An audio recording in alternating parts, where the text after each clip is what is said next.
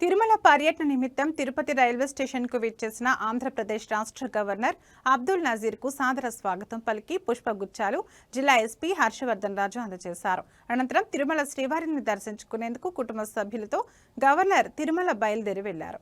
రాష్ట్ర గవర్నర్ అబ్దుల్ నజీర్కు పటిష్టమైన బందోబస్తును ఏర్పాటు చేశారు.